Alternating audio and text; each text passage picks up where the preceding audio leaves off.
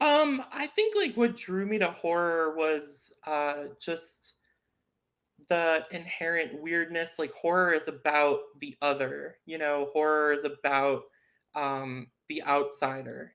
And that just really always resonated with me. As a queer person, horror to me was just it was a wonderful place to explore my anxieties and my frustrations, my fears in like a controlled environment. It helped me explore my sexuality, gender identity, all of those things. And I think like a lot of queer people are drawn to horror because of that.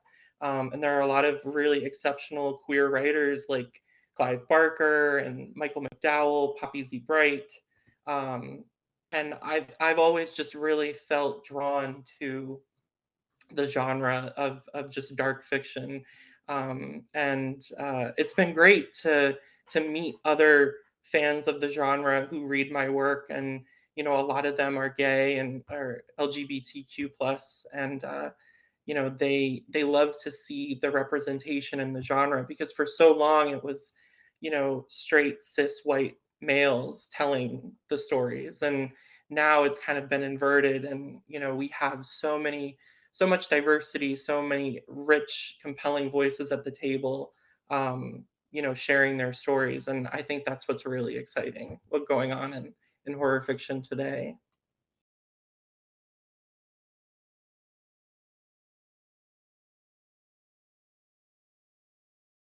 So my employment path, after WestCon, I moved up to New Hampshire with my parents, and I took a year off.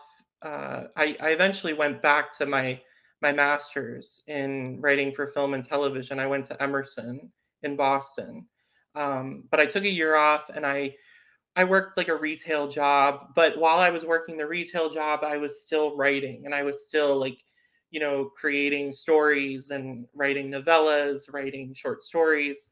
And that was like the big takeaway I learned while at WestCon was always be creating, always be building your portfolio because you really never know when someone's going to come to you and say, what else do you have?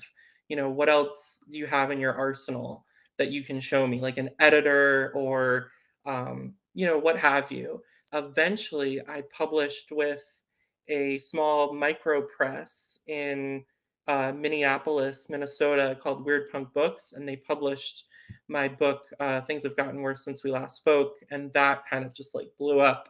And from that book, I met like all these amazing editors, all these like incredible directors, and just really awesome people. And it really just like opened so many doors for me. And now I'm in a really exceptional place. I feel really grateful. Like I'm able to just write full time.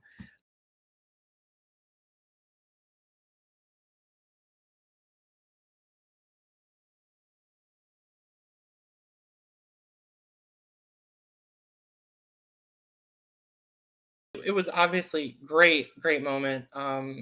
You work so hard. Obviously, we don't write because we think we're gonna get these great rave reviews, or we think we're going to sell a million books, but we write because we're passionate about telling stories and we want to tell our stories.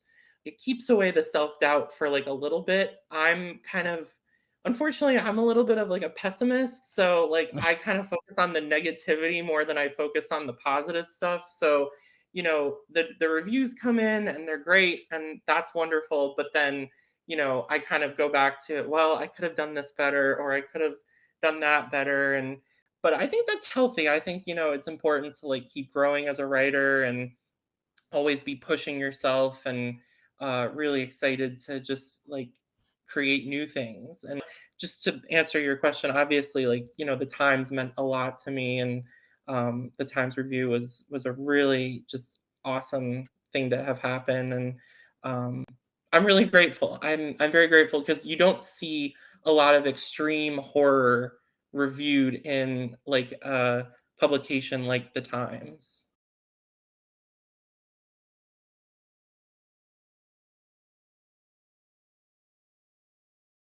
I would think so. I thought that was a beautiful quote that the reviewer wrote, for my Agreed. pieces because um, I think really exceptional fiction can enlighten us. I think it can inspire us. It can help us see into other lives we might not inherently understand.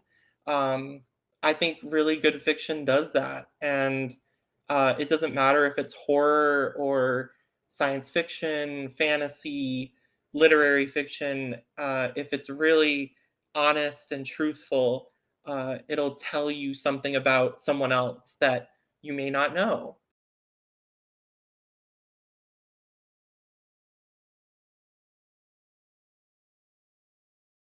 When you're starting out and you don't have an agent, it is kind of difficult because there are so many like indie presses. There are so many different publishers kind of vying for your attention. Um, Really, what I did was, back in 2019, 2020, Twitter was very different than what it is now. It's kind of gone downhill, but like there's there was a really strong presence of like a horror community on Twitter. So if you have like a genre that you're really interested in, uh, try to find people that write in that genre and follow them on Twitter, follow them on like any social media and see who like they're publishing with. Even like the short stories that they have published, like see who's publishing those voices that you're really interested in. And usually by kind of assessing that, you'll know like who the good publishers are because there are so many publishers out there that are like vanity presses and they'll ask you to like send them money to like publish your book and absolutely never ever ever do that. Never pay anyone to publish your work. You should always be the one getting paid for your time and for your writing. There are many excellent publishers that don't exclusively take just agent submissions. Like I know Clash. At the time I sent the book to Clash, I didn't have an agent, and I just submitted the book to them, um, and it worked out great.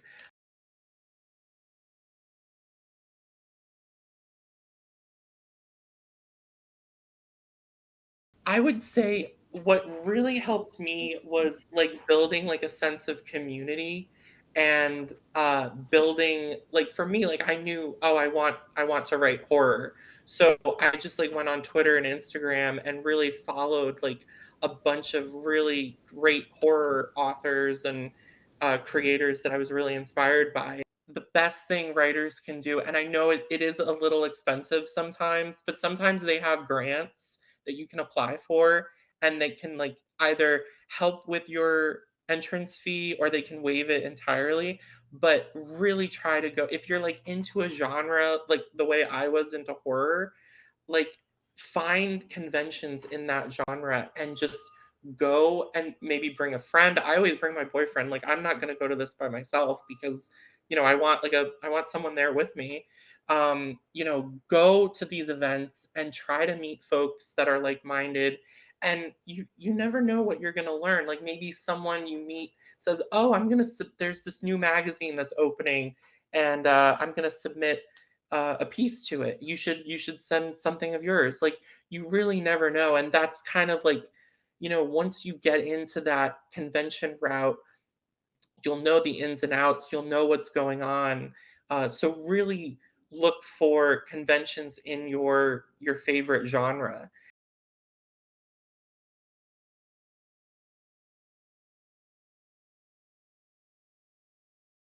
Yeah, I actually started writing for theater. I started writing plays when I was really young. And I did some theater in Connecticut when I was, younger, and I've always been like gravitating toward horror and like the dark fiction, dark, cinema, film.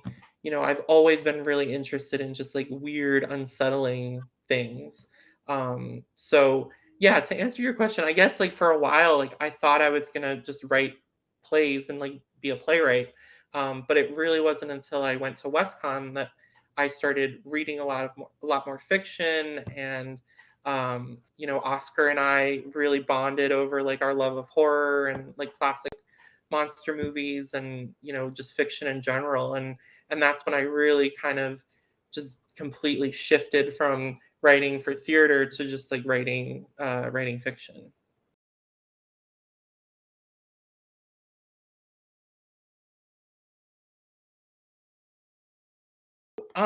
I always outline. I wasn't always a fan of outlining. When I was like in WestCon and like my grad program really kind of like hammered it into me and was like, you will outline. So I've really grown fond of outlining just because it's like a great blueprint of like what's going to come. I know what to expect. There are no real surprises. Of course, like I leave little bits open in case like, I want to maybe add a scene or like develop a character more. But as far as like, what the genesis is, it kind of varies project to project. Like sometimes I want to explore an idea or like a concept that I've been kind of like toying around with, and then other times I'll just come up with like a character, and I will just want to kind of explore that character's world and like see where they go, see what compels them, what drives them. It really does like depend on each project.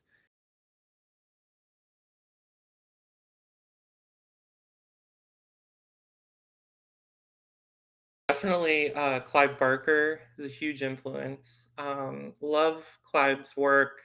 He wrote The Hellbound Heart, which eventually became Hellraiser, and then he wrote Candyman, the original called The Forbidden, which became the film franchise Candyman. I also love like Poppy Z. Bright. Exquisite Corpse is an amazing book. Kathy Koja is another one. Um, and then as far as like more modern authors, I would say Haley Piper. She's a queer horror author that writes a lot of really great stuff. Paul Tremblay, Stephen Graham Jones. There are just so many really cool authors doing really great things in horror right now, and I I have a lot of hope for the future of horror. I feel like we're in a really great place now, and we've got like a lot of just really cool people coming in and telling their compelling stories, and horror just seems like it's growing more and more each year, which is great, and because I love it.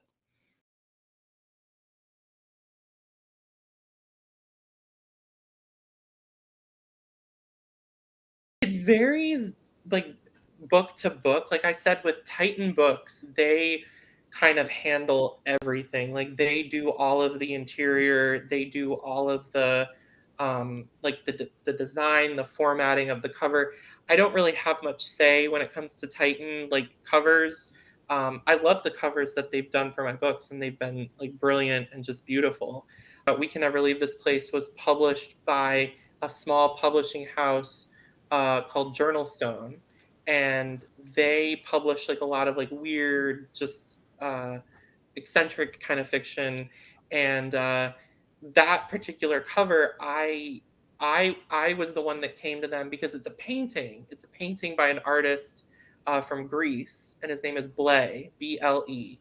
And I found the painting, and we contacted the artist, and we were like, we want to use this for the cover, and we licensed the painting. And but that's the cool thing about working with smaller presses. And I love working with the bigger presses because obviously your books get in bookstores.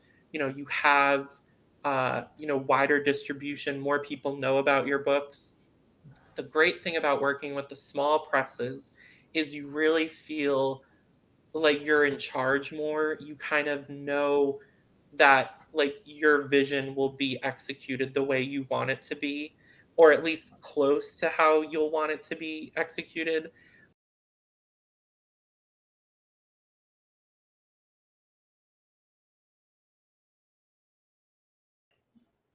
I feel like no. I'm pretty like I'll pretty much write whatever I feel like writing. It's more of a I don't feel like this is ready for publication as opposed to this is too weird or too grotesque because I feel like, if you're writing horror or dark fiction, like, you have kind of free range to do anything you want. I mean, and that's for every genre, I think. Like, you really can just kind of call your own rules and, call the shots and just be as fearless as you want to be. Like, I think that's what makes really cool, interesting fiction is when it's really honest and really just like you can tell like this was the author's, like this is their vision, and it's just uncompromising and unflinching.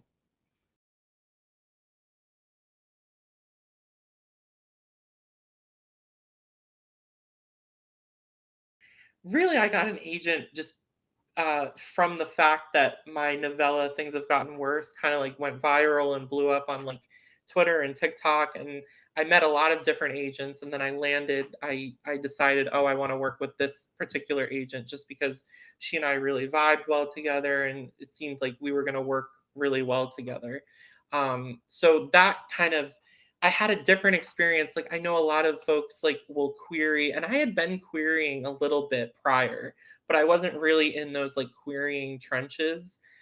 So my experience getting an agent was just like a little bit different because agents were like coming to me and were like, "Oh, we want to work with you," and which was a great thing to have happen.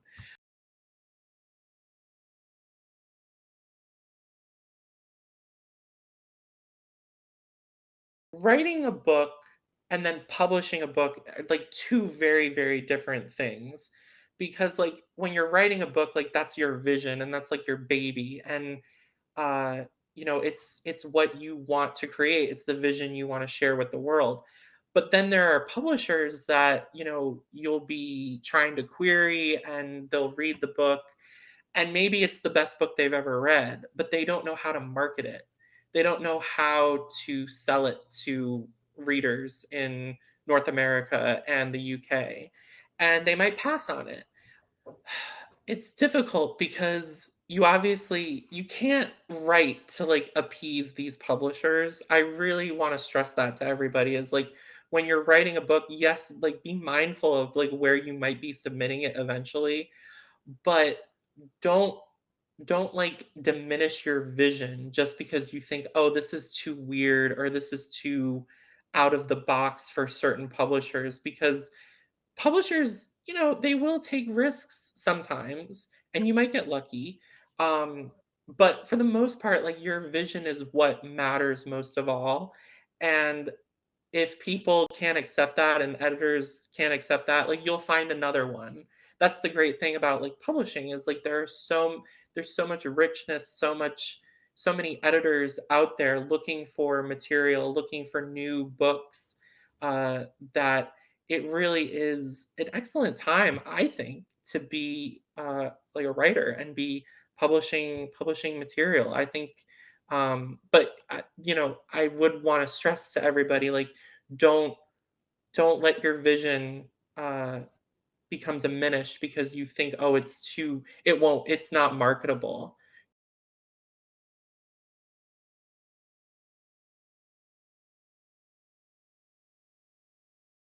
I would say just keep writing. Like I know it sounds like just so hollow and um it's not that eloquent, but like just keep creating. Like I said, like you never know who's going to reach out and ask you like what else do you have? It's so important to just be building your portfolio and be writing. And even when you have those moments where you're like, oh, no one's going to read this or this isn't that good or the self-doubt comes creeping in, like hold on to the faith, like keep creating, keep writing, because a professor at westcon, Bill Bazone, once told me, he told me that true talent and hardworking writers, they're always recognized. The cream always rises to the top. So if you're writing and you're sending out material and you're getting those rejection letters, like just keep at it and keep strengthening those writer muscles. And you know, you will get noticed eventually. I know you will.